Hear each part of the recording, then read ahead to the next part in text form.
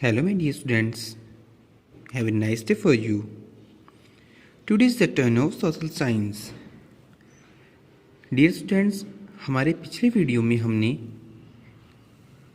Chapter first की शुरुआत कर दी थी, जिसका टाइटल था रिसोर्सेज।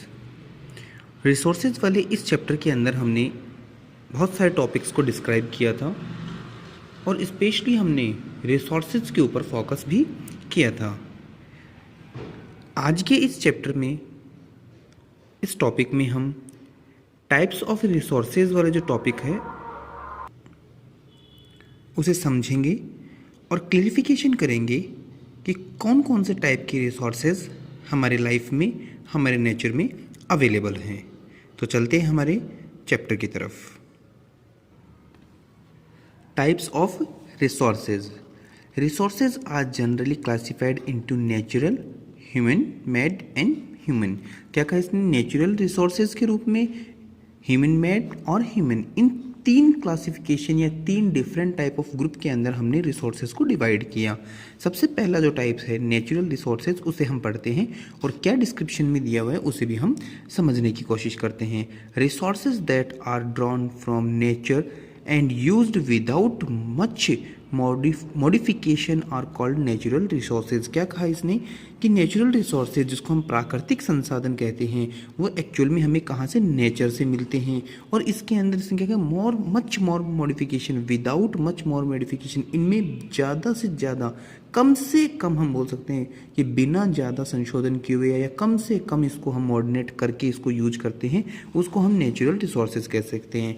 सिंपल लैंग्वेज में अगर कहा जाए तो नेचर से मिलने वाले वो रिसोर्सेज जिनको हम बहुत कम मॉडिफाइड करते हैं उनको हम नेचुरल रिसोर्सेज कहते हैं। द एयर वी ब्रीथ, जो सांस लेने के लिए जिस हवा को हम यूज करते हैं वो natural resources. The water in our rivers and lakes, जो नदियों में, झीलों में जो पानी है वो भी नेचुरल रिसोर्सेज है। द सॉइल, मिट्टी भी नेचुरल रिसोर्सेज है। Minerals are all natural resources, और उसमें मिलने वाले जो मिनरल्स हैं वो भी नेचुरल रिसोर्सेज में हैं। मैनी ऑफ दीज, जिनमें से resources are free gift of nature, ये हमारे जो गिफ्ट मिले हैं, मिनरल्स मिले हैं, सॉइल मिली है, वाटर, एयर, ये सारे के सारे नेचर से मिले हुए फ्री गिफ्ट हैं हमें। कैन बी यूज्ड डायरेक्टली, जिनका हम उपयोग करते हैं। इन सम केसेज, कभी कभी हम क्या करते हैं? In some cases tools and technology, कभी कभी टेक्नोलॉजी और टूल्स, औजारों को हम काम में लेते हैं। May be needed to use in natural resources in the best possible way, कि नेचुरल रिसोर्सेज को और भी अच्छी तरीके से यूटिलाइज करने के लिए कई बार, कभी कभी भी हम क्या करते हैं? टूल्स और टेक्नोलॉजी को यूज करते हैं। फॉर एग्जाम्पल, पानी को यूटिलाइज करने के लिए पानी को हम ट्यूबवेल वाली टेक्नोलॉजी को यूज करके नीचे से, ज़मीन में से निकालते हैं। तो नेचुरल रिसोर्सेज को यूज करने के लिए हम किसको? टेक्नोलॉजी को भी यूज करते हैं। Natural resources can be broadly classified into renewable and non renewable resources. अब इसने क्या कहा? नेचुरल रिसोर्सेज को भी आगे दो कैटेगरी में डिवाइड किया गया। पहला रिन्यूएबल और दूसरा नॉन रिन्यूएबल। रिन्यूएबल का मतलब होता है जिसको हम वापस से जनरेट कर सकते हैं, उसको हम वापस से बना सकते हैं। नॉन रिन्यूएबल का मतलब जिसको हम वापस से जनरेट नहीं कर सकते, वापस से उसको हम नहीं बना सकते। Renewable sources are those, renewable sources कौन से होते हैं? विच गेट रिन्यूड और रिप्लेन्स्ड क्विकली। रिन्यूअल सोर्स कौन से होते हैं? जिनको हम रिन्यूड कर सकते हैं, वापस से उनको हम बना सकते हैं। एंड रिप्लेन्स, जिसको हम पूरी तरीके से वापस उसको रिप्लेस्ड कर सकते हैं। आई मीन दैट उसको हम यूज करने के बाद में उसको हम वापस से क्रिएट कर सकते हैं, बना सकते हैं।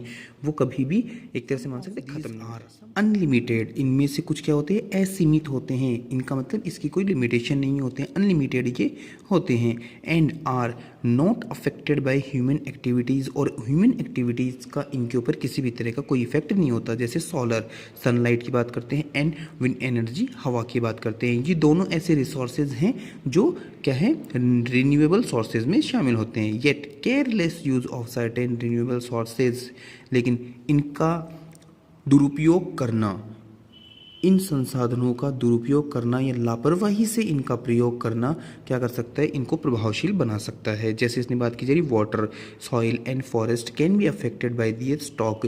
वाटर की बात करते हैं हम, सॉइल की बात करते हैं, फॉरेस्ट की बात करते हैं, ये अपने स्टॉक में हैं और साथ में हमारी लापरवाही का जो रिजल्ट है वो इनके स्टॉक को अफेक्ट कर सकता है। इनके जो संसाधन की जो लिमिटेड हैं, या जिसको हम बोल सकते हैं इनकी लिमिटेशन जो है, एक्चुअल में इनको यूटिलाइज करते हैं हम अनलिमिटेड, और अनलिमिटेड होने के बावजूद भी अगर इनके यूटिलाइजेशन को हमने अगर केयरफुली नहीं किया तो ये इनके स्टॉक को अफेक्ट कर सकता है। Water seems to be an unlimited renewable sources. Water को हम देखते हैं, पानी क्या है, अनलिमिटेड रिन्यूएबल सोर्सेज हैं, बट लेकिन shortage and drying up of natural water sources is a major problem in many parts of the world today. Water को हमने बता रखा है, वाटर क्या है, अनलिमिटेड वाटर है, लेकिन हमने फिर भी ये चीज़ देखी है कि बहुत सारे ऐसे हिस्से हैं या बहुत सारे देश ऐसे हैं, बहुत सारे गांव, बहुत सारे शहर ऐसे हैं जिनके अंदर वाटर सोर्सेज की जो शॉर्टेज हैं, जो कमी है, वो आज भी हमारे सामने आती है। ये किस वजह से है, क्योंकि इन रिन्यूएबल सोर्सेज को हम केयरफुल यूज नहीं करते। नॉन रिन्यूएबल रिसोर्सेज की बात की जा रही है। Non renewable resources are those which have a limited stock. सबसे पहली बात की जा रही है, नॉन रिन्यूएबल जो सोर्सेज है वो क्या है, लिमिटेड हैं। Once the stock are excuse, अगर एक बार ये चीज़ें खत्म हो जाती हैं, it may take 1000 of years to be renewed, तो इनको हज़ारों साल लग जाते हैं वापस से बनने में। Since this period is much more than human life span, जबकि ये जो हज़ारों साल का जो समय है वो क्या है, मनुष्य जीवन के लिए, मानव जीवन के लिए बहुत बड़ा या बहुत लंबा समय होता है। Such resources are considered non renewable. इन सोर्सेज को क्या नाम दिया गया, नॉन रिन्यूएबल सोर्सेज, जिनके लिए सबसे पहली चीज़ तो बताएगी ये लिमिटेड में होते हैं, और दूसरी चीज़ अगर ये एक बार ख़त्म हो जाए तो इनको वापस से बनने में हज़ारों साल लग जाते हैं। फॉर एग्जाम्पल दिया, कोल, पेट्रोलियम एंड नेचुरल गैस। कोयले की बात की जा रही है, पेट्रोलियम की बात की जा रही है, नेचुरल गैसेज की बात की जा रही है। ये एग्जाम्पल हमने शामिल किए किसमें, नॉन रिन्यूएबल सोर्सेज में। The distribution of natural resources, natural resources के जो डिस्ट्रीब्यूशंस हैं, ये नेचुरल रिसोर्सेज कहाँ कहाँ हैं, depends upon the number of physical factors, कि वहाँ के फिजिकल फैक्टर्स के अकॉर्डिंग डिपेंडिंग होती है कि नेचुरल रिसोर्सेज कहाँ हैं। टेराइन की बात की जा रही है, पहाड़ों की जो टेराइन्स होती हैं उनकी बात की जा रही है, क्लाइमेट बात की जा रही है, और एल्टीट्यूड्स की बात की जा रही है, इनके ऊपर ये डिपेंड होते हैं। फिजिकल फीचर्स के ऊपर डिपेंड होता है कि वहाँ पर नेचुरल रिसोर्स की अवेलेबिलिटी कितनी है। The distributions of resources is unequal, और जो डिस्ट्रीब्यूशंस होता है रिसोर्सेज का वो क्या होता है, अनइक्वल, अनियमित होता है, कभी कहीं पर ज़्यादा और कहीं पर कम। Because this factors differ so over the earth, क्योंकि यही फैक्टर्स अर्थ के ऊपर अलग अलग जगह पर अलग अलग तरीके से होते हैं। कौन से फैक्टर्स, वहीं टेराइन, क्लाइमेट और एल्टीट्यूड्स अलग अलग होते हैं, उनकी वजह से इनका डिस्ट्रीब्यूशंस, किसका, रिसोर्सेज का डिस्ट्रीब्यूशंस भी क्या होता है, अलग अलग जगह पर अलग अलग होता है। स्टूडेंट्स, यहाँ पर हमने दो टॉपिक को क्लियर किया। एक टॉपिक था जिसको हमने बताया कि रिसोर्सेज को हमने डिवाइड किया दो पार्ट्स के अंदर, natural resources, man made resources, और थर्ड हमने ह्यूमन को खुद को रिसोर्सेज माना, और उसके बाद में हमने नेचुरल रिसोर्सेज को दो पोर्शन में डिवाइड किया, रिन्यूएबल और दूसरा नॉन रिन्यूएबल। अब हम नेक्स्ट चलते हैं, हमारे next topic human made resources, I mean that इसको कह सकते हैं man made resources. Okay students, sometimes, कभी कभी natural substance become resources only when their original forms has been changed. क्या कहा इसने, कि कई बार नेचुरल जो सब्सटेंस है, नेचुरल सब्सटेंस प्राकृतिक चीज़ की बात की जा रही है, वो रिसोर्सेज में बदल जाती है, लेकिन कब बदलती है, व्हेन, जब their original forms has been be change, जबकि उसकी जो वास्तविक जो स्थिति है उसको बदल दिया जाए, तो उसको क्या कर दिया जाता है, सब्सटेंस में, सब्सटेंस वो जो होता है वो किसमें, रिसोर्स में कन्वर्ट हो जाता है। जैसे आयरन, लोहे की बात की जा रही है, iron ore was not a resource until people learn to extract iron from it. क्या कहा इसने, आयरन और की बात की जा रही है, लौह एस की बात की जा रही है। लौह एस को तब तक हमने रिसोर्स में काम में नहीं लिया जब तक उससे हमने लोहे को अलग नहीं किया और लोहे को हमने यूटिलाइज किया एज लाइक रिसोर्स में। आज हम देखते हैं लोहे से बिल्डिंगें तैयार की जाती है, ब्रिजेस तैयार की जाती हैं, वही चीज़ यहाँ पर ये समझाएगा। People use natural resources to make buildings, bridges, roads, machinery and vehicles, ये सारी चीज़ें हम बनाते हैं किसकी वजह से? नेचुरल जो सब्सटेंस था उसको हमने सबसे पहले क्या किया? रिसोर्स में कन्वर्ट किया और उस रिसोर्स से हम ये सारी की सारी चीज़ें बनाते हैं, which are known as human made resources, जिनको हम मैन मेड रिसोर्सेज या ह्यूमन मेड रिसोर्सेज कहते हैं। Technology is also a human made resources, तकनीकी जिसको हम बोल सकते हैं वो भी अपने आप में क्या है? एक ह्यूमन मैन मेड रिसोर्सेज है। So people like us to use natural resources to make human man made resources, इसलिए जो लोग क्या करते हैं? नेचुरल रिसोर्सेज को मैन मेड रिसोर्सेज बनाते हैं। Said Mona nodding to understanding yes Raju, Raju को मोना समझाते हुए ये चीज़ कहती है कि नेचुरल रिसोर्सेज को मैन मेड रिसोर्सेज कैसे बनाते हैं। नेचुरल सब्सटेंस को मैन मेड रिसोर्सेज कैसे बनाते हैं और नेचुरल रिसोर्सेज को ह्यूमन मेड रिसोर्सेज में कैसे हम यूटिलाइज करते हैं, कैसे हम उसको समझाते हैं, ये सारी चीज़ें मोना राजू को समझा रही है।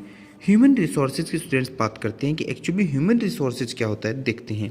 People can make the best use of nature to create more resources, क्या कहा इसने? लोग क्या करते हैं कि नेचर को और भी ज़्यादा अच्छे तरीके से यूज करने के लिए कुछ रिसोर्सेज क्रिएट करते हैं। When they have the knowledge, skill and the technology to do so, अगर उनके पास में अच्छा ज्ञान है, अच्छा उनके पास में नॉलेज है, अच्छी टेक्नोलॉजी उनके पास में है, तो वो क्या करते हैं? अपने आप को यूटिलाइज करते हैं एज लाइक ह्यूमन रिसोर्सेज, क्योंकि टेक्नोलॉजी भी अपने आप में क्या है? एक रिसोर्स है।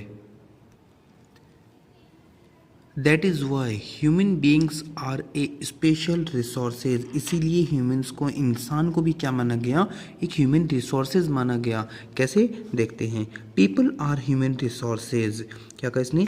Education and health help in making people A valuable resources, अगर अच्छी एजुकेशन है, अच्छा स्वास्थ्य है, तो वो क्या कर सकती है? इंसान को एक वैल्यूएबल रिसोर्स बना सकती है। Improving the quality of people's skill, लोग अपनी स्किल्स के अंदर अगर इम्प्रूवमेंट करें and so that they are able to create more resources, अगर वो स्किल्स में, अपने नॉलेज के अंदर, अपनी इंटेलिजेंस के अंदर अगर इम्प्रूव करते हैं तो वो नए नए रिसोर्सेज को क्रिएट कर सकते हैं, बना सकते हैं। इसीलिए ह्यूमन रिसोर्स डेवलपमेंट और इन सब चीज़ों को क्या कहा गया? Human resource development. स्टूडेंट्स, यहाँ आज के इस वीडियो में हमने